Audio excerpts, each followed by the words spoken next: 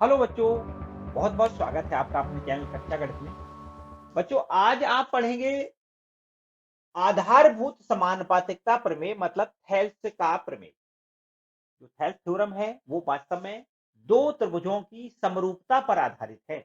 दो त्रिभुजों की समरूपता पर आधारित ये प्रमेय आपको यहाँ पर पढ़नी है। और ये प्रमेय वास्तव में बोर्ड एग्जाम के लिए बहुत ही महत्वपूर्ण प्रमेय, बहुत महत्वपूर्ण। ठीक है, मन से पढ़ना है। छोटी सी है, ज्यादा बड़ा नहीं है, लेकिन आपको पूरा पूरा वीडियो लास्ट तक देखोगे तभी पूरी बात समझ में आएगी। एकदम कंप्लीट करनी है, अच्छे से मन से पढ़नी है।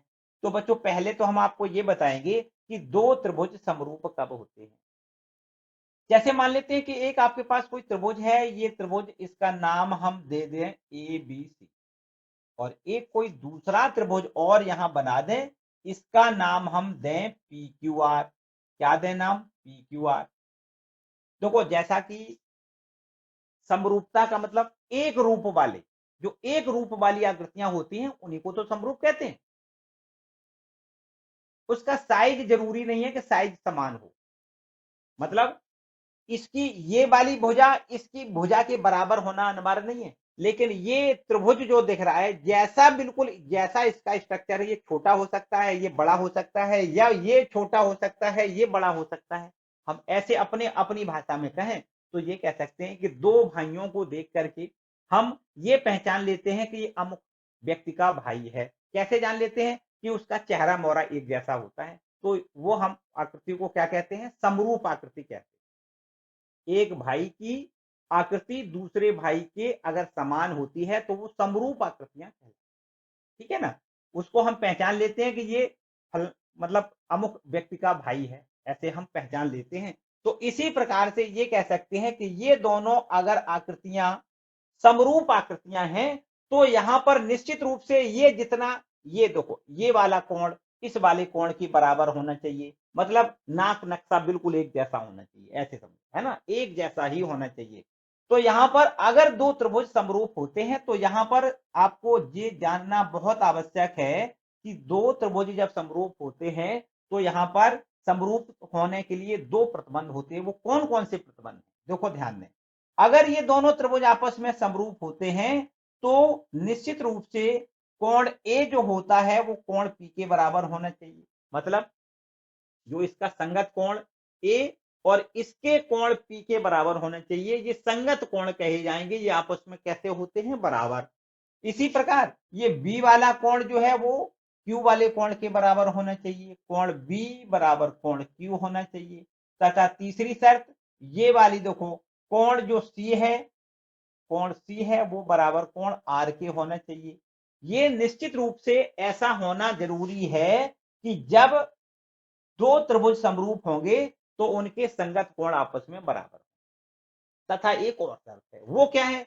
एक शर्त और है कि उनकी संगत भुजाएं समानुपातिक होनी चाहिए। देखो, ध्यान दें, ए बी की संगत भुजा कौन सी है? P Q. ये ए बी और पी क्यू का जो अनुपात है वो बराबर होना चाहिए बी सी और क्यू आर के अनुपात के बराबर। तथा एसी का अनुपात पी आर से भी वही होना चाहिए।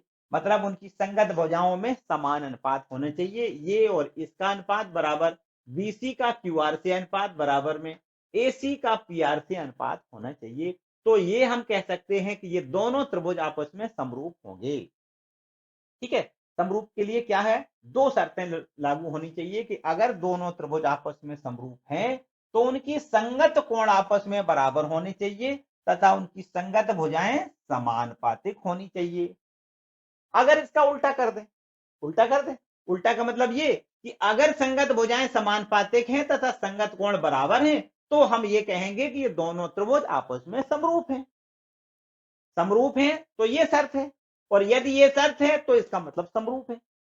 ठीक है बात क्या नहीं? यहां पर हम जब क्वेश्चन करेंगे तो यहां इन बातों की जरूरत पड़ेगी। ये ऐसे एज ए सूत्र के रूप में इनका हम प्रयोग करें। ठीक है। हो सकता है कि ऐसा कहा जाए कि ये कोण दिया जाए, ये कोण दिया जाए, ये मतलब इस प्रकार से, या ये भुजा दी जाए, ये भुजा दी जाए, ये भुजा दी जाए और ये भुजा आपसे पूछ दी जाए और कहा जाए ये दोनों त्रिभुज आपस में समरूप है। ठीक है। तो इस टाइप के प्रश्न आपके उसमें एक्सरसाइज में हो सकते हैं। ठीक है, चलो यहाँ पर हम फिलहाल समरूपता के ऊपर जो आपकी ये थ्योरम है, थेल्स थ्योरम है, उसको प्रूव करें। समझते हैं, देखो क्या थेल्स थ्योरम है। वास्तव में थेल्स थ्योरम से मतलब ये है कि थेल्स ने जो प्रमेय सिद्ध करी है उनके नाम पर ही वास्तव में ये आपका प्रमेय है, और वो प्रमेय कुछ इस प्रकार से है। देखो समझो, ये आपका एक त्रिभुज है, इसको नाम दें एबीसी। ये क्या नाम से त्रिभुज है? एबी। और इस त्रिभुज एबीसी में किसी एक भुजा के समांतर यदि रेखा खींच दी जाए, किसी त्रिभुज एबीसी की तीन भुजाओं में से किसी एक भुजा के समांतर एक रेखा खींची जाए, तो ये जो समांतर रेखा खींची जाएगी वो समांतर रेखा अन्य दोनों भुजाओं को दो जगह पर काटेगी। देखो एबी, एबी जो रेखा है एबी, उसको मान लेते हैं डी बिंदु पर काटती है। एसी रेखा है उसको मान लो ई बिंदु पर काटती है।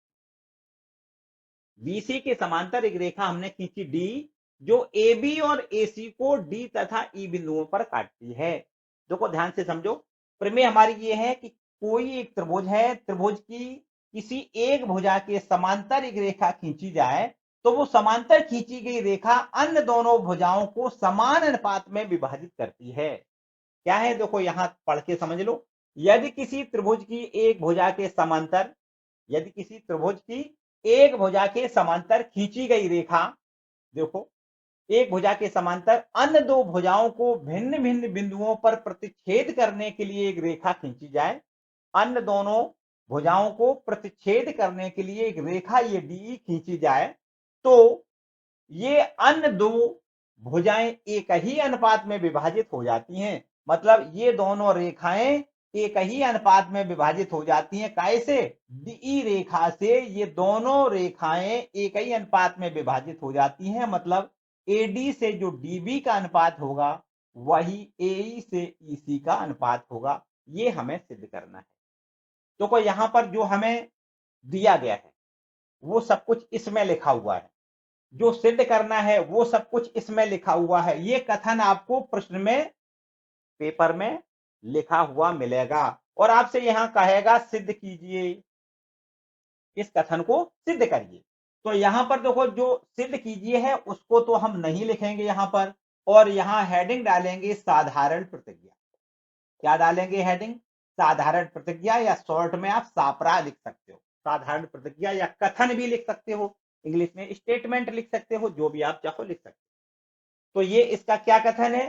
कथन है कि किसी भी त्रिभुज की एक भुजा के समांतर अगर कोई रेखा खींची जाए, तो वो रेखा अन्य दोनों भुजाओं को समान अनुपात में विभाजित करती है। ठीक, ये हमें कथन में दिया गया है। तो ऐसा जो प्रश्न में दिया जाए वही हम लिख रहे हैं। ठीक है, इसके बाद दूसरा हेडिंग हम लिखते हैं यहां पर दिया है। क्या हेडिंग लिखते हैं? दिया है। बता दो भैया क्या दिया गया है। हमें वास्तव में ये दिया गया है कि एक कोई त्रिभुज है एबीसी, इस त्रिभुज एबीसी में जो डीई रेखा है वो काय के समांतर है? बीसी के समांतर है। ये डी रेखा काय के समांतर है? बीसी के। तथा बिंदु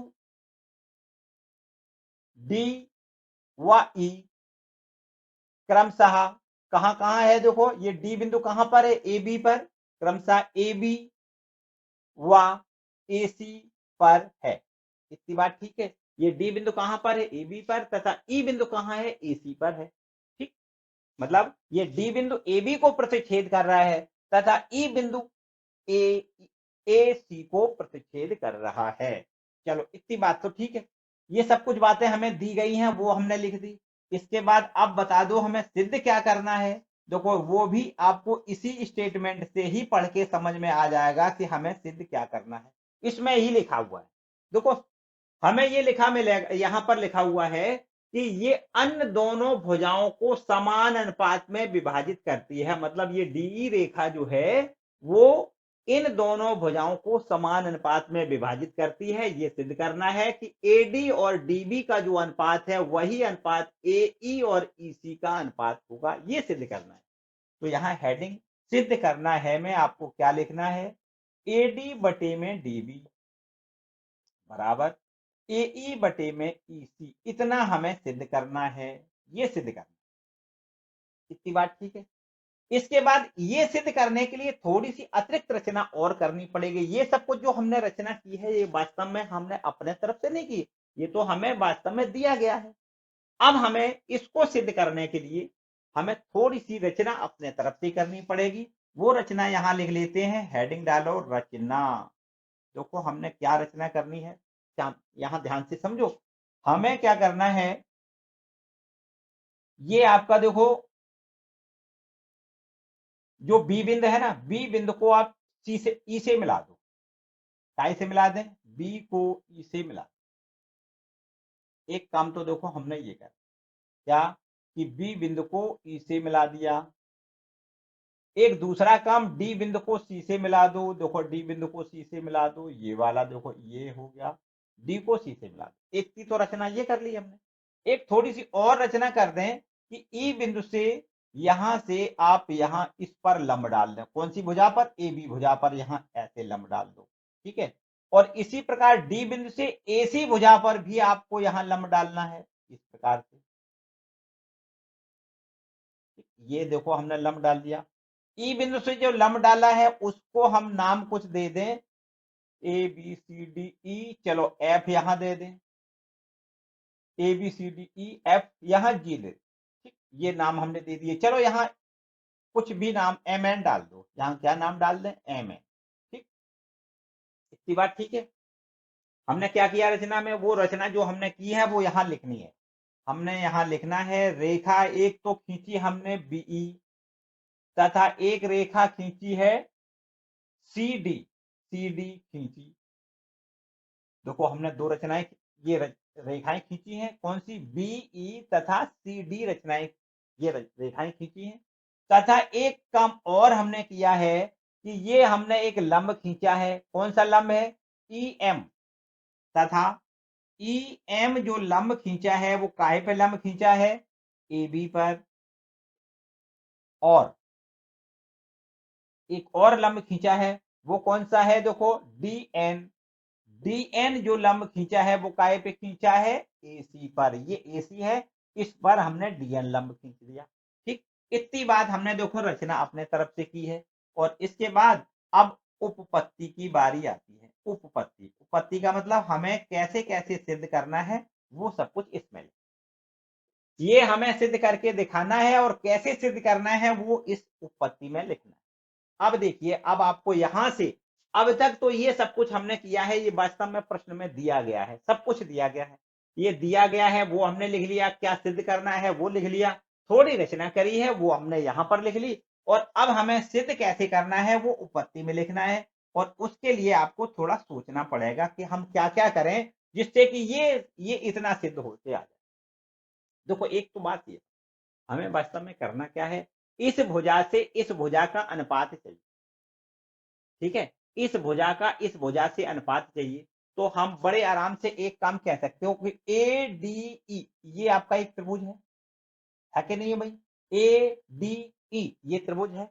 और इस त्रिभुज में अगर ये आधार मान लिया जाए तो हमने देखो इसीलिए तो ये लंब डाला है, ये लंब हो गया। आधार गुणे लंब बटे दो, ये त्रिभुज का क्षेत्रफल हो जाए। इस त्रिभुज का ऊपर वाला जो त्रिभुज है ए डी ई, इस त्रिभुज का क्षेत्रफल निकालना चाहें तो हम लिख सकते हैं ए डी और गुणा में ई एम बटे में 2। ठीक है, आधार गुणे ऊंचाई बटे 2। ठीक है, अगर हम आपसे ये कहें कि इस त्रिभुज का क्षेत्रफल बता दो, इस त्रिभुज का, तो इसका भी क्षेत्रफल हम बता सकते हैं। कैसे, सूत्र वही है, आधार गुणे ऊंचाई बटे 2। तो आपको देखो यहां समझना है, अगर आधार हम ये लें, आधार ये लें, तो ऊंचाई कितनी हो जाएगी, ऊंचाई कितनी होती है, आधार के सामने वाली शीर्ष से लंब डाला जाता है। तो को सामने वाला ये अगर आधार है तो सामने वाला शीर्ष ये है, तो इससे हमने क्या करना है, लंब डालना है। तो लंब कहां डालोगे, इस वाली भुजा पर। तो देखो इस वाली भुजा पर लंब देखो ये डल, यहां समझ लो कुछ बातें, यहां समझ लो। आपका ये एक त्रिभुज है। अगर आपसे कोई ये कहता है कि इस त्रिभुज ए बी सी का क्षेत्रफल बता दो, तो आप देखो अगर इसको आधार मानोगे, इसको आधार मानोगे, तो यहां इसके सामने का जो शीर्ष है वो ये है। तो लंब कितना हो जाएगा, देखो लंब ऐसे नहीं खींचना है, लंब खींचोगे तो इसको डॉट डॉट करके पीछे बढ़ाओ और इस सामने वाले शीर्ष से ऐसे लंब इस पर डालना है। तो आधार ये हो जाएगा बी सी और ये लंब हो जाएगा कितना, AD, और फिर बटे में 2 लिख दें तो इस त्रिभुज ABC का क्षेत्रफल आ जाएगा। बोलो इतनी बात ठीक है? बिल्कुल ठीक इसी प्रकार अगर हम आपसे ये कहें कि त्रिभुज BDE का क्षेत्रफल बता दो, तो आप कह सकते हो कि ये आधार है और शीर्ष लंब आपका ये हो गया, आधार गुणे ऊंचाई बटे 2। ठीक, चलो अब आपको अगर ये क्षेत्रफल निकालना आ गया है तो अब मेरी बात अच्छे से समझ में आपको आएगी। देखो ध्यान दें, एक त्रिभुज हमने लिया है ADE, क्या है, ADE, और इसका अनुपात निकालो काहे से, BDE से, एरिया त्रिभुज BDE। ठीक है, बता दो भाई ऊपर वाले त्रिभुज का क्षेत्रफल कितना होगा, नीचे वाले त्रिभुज का क्षेत्रफल कितना होगा, अनुपात निकाल के बता दो। तो ऊपर वाले त्रिभुज का क्षेत्रफल हम कहेंगे AD गुणे ME और बटे में 2, सिंपल। ये देखो आधार हो जाएगा, ये ऊंचाई हो जाएगी, बटे 2 कर दें। अच्छा नीचे देखो, नीचे वाले त्रिभुज का क्षेत्रफल कैसे ज्ञात करोगे, जैसा कि अभी हमने बताया कि अगर आधार ये है तो शीर्ष लंब ये हो जाएगा। आपको लिखना है BD गुणे शीर्ष लंब कितना लिखना है, ME, और बटे में 2। अब बता दो भाई इसका ऊपर वाले त्रिभुज का क्षेत्रफल और इस नीचे वाले त्रिभुज का क्षेत्रफल का जो अनुपात हमने निकाला वो कितना हो गया। देखो 2 से ये 2 काट दो, ME से ME काट दो, तो हमें कितना मिल जाएगा, एरिया त्रिभुज ADE अपॉन में एरिया त्रिभुज BDE बराबर AD बटे में BD। ये देखो इतना मिल गया, इस पर नंबर 1 डाल। ठीक, क्या मिला है हमें, देखो यहां से समझो बात ध्यान से। ये मिला कि इस त्रिभुज का क्षेत्रफल ADE का क्षेत्रफल और BDE का क्षेत्रफल का जो अनुपात मिला है वो मिला है कितना, AD बटे में DB, AD बटे D। ठीक है, AD इतना और BD इतना, चाहे आप BD का हो या DB का हो एक ही बात है, इसमें कुछ किसी को कोई समस्या नहीं होनी चाहिए। अगर हमने BD लिख दिया तो BD ये है, DB भी वही वही बात, अगर चाहो तो DB लिख लो, एक ही बात। इतनी बात ठीक है भाई।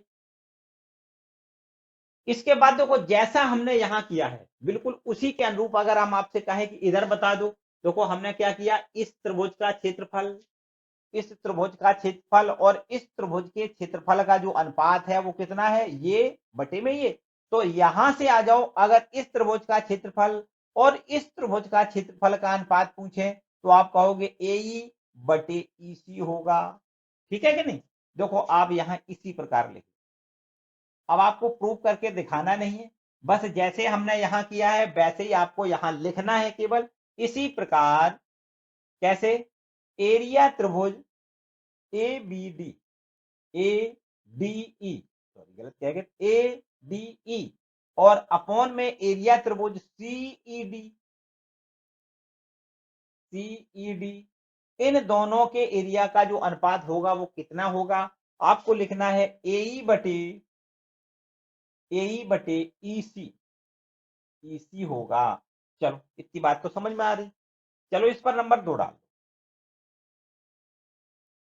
अब एक और बात, एक बात और समझनी है आपको, देखो ध्यान दें कि ये त्रिभुज जो 2 हमने बनाए कौन कौन से, एक देखो कलर कर दें, एक तो ये वाला त्रिभुज, ये वाला, ठीक, ये इसमें हमने ये वाला देखो त्रिभुज जो बटे में लिखा है यही तो है जो हमने छायांकित किया है। इसके बाद देखो एक हमने यहां जो बटे में त्रिभुज लिखा है वो कौन सा है, ये वाला, ये है ना ये। तो इस त्रिभुज का और इस त्रिभुज का जो हमने अनुपात निकाला वो है AE बटे EC। अब आप एक बात समझो कि जो हमने 2 कलर से कलर्ड करे हैं, छायांकित किए हैं, उनके दोनों के क्षेत्रफल वास्तव में बराबर है। क्यों बराबर है, इसलिए कि ये देखो दोनों रेखाएं समांतर हैं और समांतर रेखाओं के बीच में अगर एक ही आधार के त्रिभुज बनाए जाएं तो उनके क्षेत्रफल बराबर होते हैं। तो देखो ये DE आधार है ना, DE आधार पर ही ये त्रिभुज बना हुआ है और DE आधार पर ही ये त्रिभुज बना हुआ है, इसलिए ये दोनों त्रिभुजों के क्षेत्रफल आपस में समान होंगे।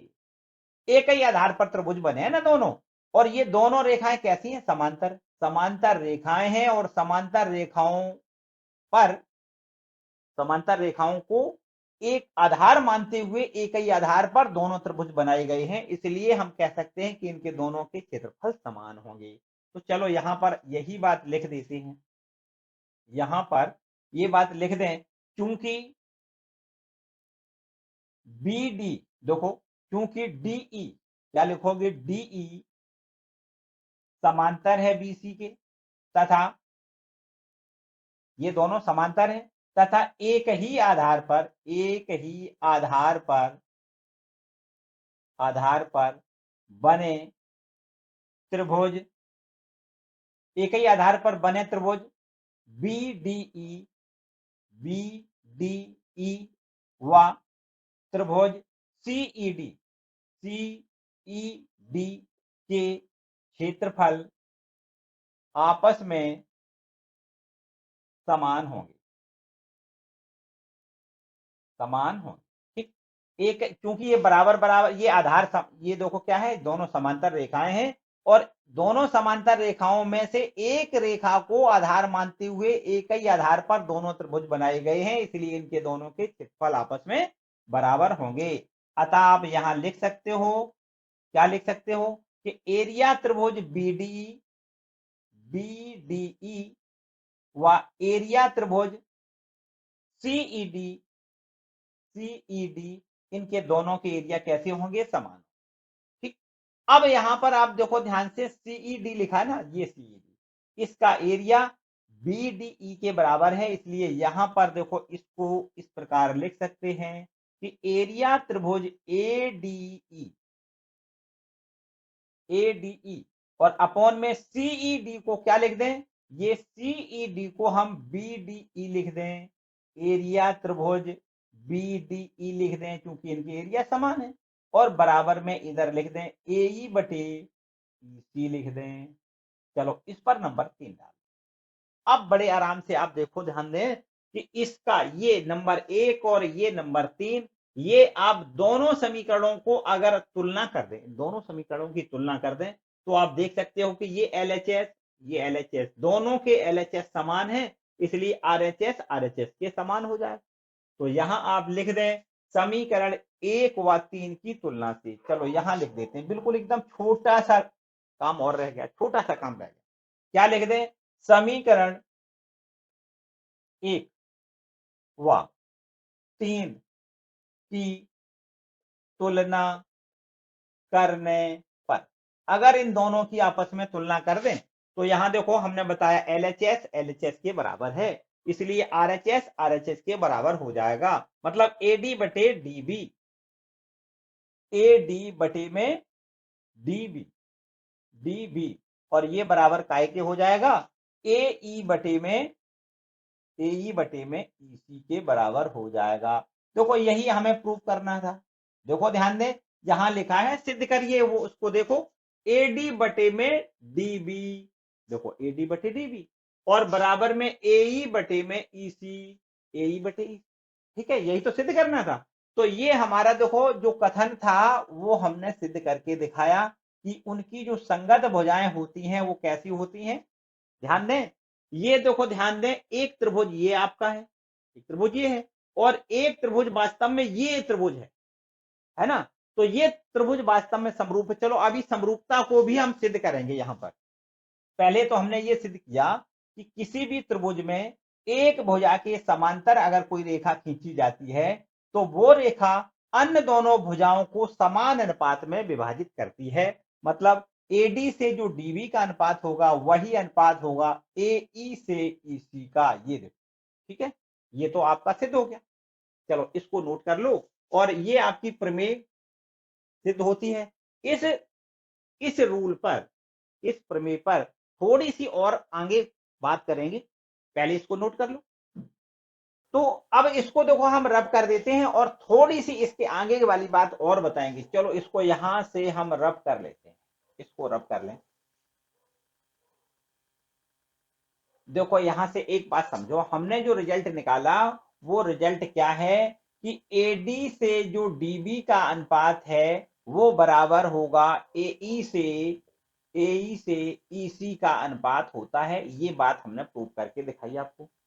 इसी के बेस्ड पर अब आपको थोड़ी सी और आगे बात समझिए। देखो अगर जैसे ये हमने करके दिखाया, अगर इसका व्युत्क्रम कर दें तो भी बराबर होगा। मतलब अगर डीबी को ऊपर और एडी को नीचे लिखा जाए तो इधर भी व्युत्क्रम कर दें, देखो ये ईसी बटे में एई हो जाएगा। इतनी बात तो ठीक है। एक काम और कर दो, दोनों पक्षों में एक एक जोड़ दो तो अभी कोई अंतर वाली बात नहीं। यहां हम डीबी बटे में एडी प्लस एक लिख दें, इधर भी देखो ईसी बटे में एई प्लस एक लिख दें। देखो ऐसा भी कर सकते हो, दोनों पक्षों में एक एक जोड़ दिया तो यहां एक जोड़ने से मिलेगा कितना, देखो ये तो एडी है, एडी है तो ये हो जाएगा देखो डीबी प्लस एडी, और इधर देखिए ये एई है, ये हो जाएगा कितना, ये हो जाएगा ईसी प्लस एई हो जाएगा। बोलो इतनी बात ठीक है। अब आप यहां चित्र से देख लो, चित्र से देखो भाई, डीबी प्लस एडी, डीबी इतना है, एडी इतना है, मतलब ये और ये दोनों जोड़ दिए जाएं तो पूरी भुजा एबी मिल जाएगी, ये तो पक्की बात है। तो एबी लिख दो और बटे में एडी आपका लिखा है, ठीक है। चलो इधर देखो, ईसी प्लस एई, ईसी ये वाली भुजा है, ए ये वाली भुजा है, तो ये भुजा और ये भुजा पूरी जोड़ लेंगे, पूरी आपकी ये ए सी हो जाएगा। कितना हो जाएगा, ए सी हो जाएगा, और बटे में ए लिख दें, ठीक है। तो यहां हमें क्या मिला, देखो यहां क्या मिला, यहां हमें मिला ए बी से ए डी का अनुपात। ए बी मतलब पूरी भुजा, त्रिभुज की पूरी भुजा ए बी, और बटे में कितना ए डी, और यहां देखिए ए सी बटे में कितना ए, ठीक। पूरी भुजा बटे में ऊपर वाली भुजा, और ये पूरी भुजा बटे में ऊपर वाली भुजा। इसका क्या मतलब है, इसका मतलब है, देखो ध्यान से समझो, इसका मतलब है कि ये पूरी भुजा का मतलब कोई बड़ा त्रिभुज है जिसका नाम है एबीसी, एक छोटा त्रिभुज है जिसका नाम है ए डी ई। तो यहां बड़े वाले त्रिभुज की भुजा और ये छोटी वाली त्रिभुज की भुजा का जो अनुपात है, वही अनुपात है बड़े वाली त्रिभुज की भुजा से छोटी वाले त्रिभुज की भुजा का अनुपात है। इसका मतलब सीधा है कि ये दोनों त्रिभुज आपस में कैसे हैं, समरूप हैं, क्योंकि संगत भुजाएं समानुपातिक हैं। अगर संगत भुजाएं समानुपातिक होती हैं तो दोनों त्रिभुज कैसे होते हैं, समरूप होते हैं। यहां एक बात ये और आपको यहां मिल रही है कि ये दोनों त्रिभुज आपस में कैसे हैं, समरूप हैं। त्रिभुज ए बी सी समरूप त्रिभुज ए डी ई मिल रहा है, क्योंकि अगर ये दोनों समरूप होते हैं तभी तो संगत भुजाएं समानुपातिक होती हैं। ये देखो ए बी का अनुपात बटे ए डी का अनुपात बराबर ए सी का अनुपात काय से, ए ई से, ठीक है। इतनी बात देखो, यहां हो सकता है कभी प्रश्न दिया जाए, इसमें से चार भुजाएं हैं ना, चार भुजाओं में से तीन भुजाएं दी जा सकती हैं, एक भुजा आपसे पूछी जा सकती है, ठीक है। चलो बच्चों इसको भी नोट कर लो, ठीक है। तो ये आपका जो आधारभूत समानुपातिकता प्रमेय है अर्थात हेल्थ थ्योरम है, परीक्षा की दृष्टि से बहुत इंपॉर्टेंट, ठीक है।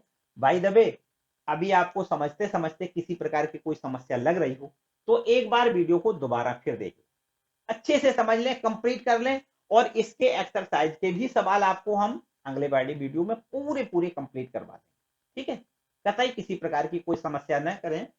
ये जो प्रश्न है, ये जो एक्सरसाइज इसकी है, उसके सारे प्रश्न एक एक करके हम अगले वाले वीडियो में प्रोवाइड कराएंगे, ठीक है। वीडियो को लाइक ना किया हो तो लाइक जरूर कर दें, चैनल पर नए आए हैं तो चैनल को सब्सक्राइब कर लें। मिलते हैं अगले वीडियो।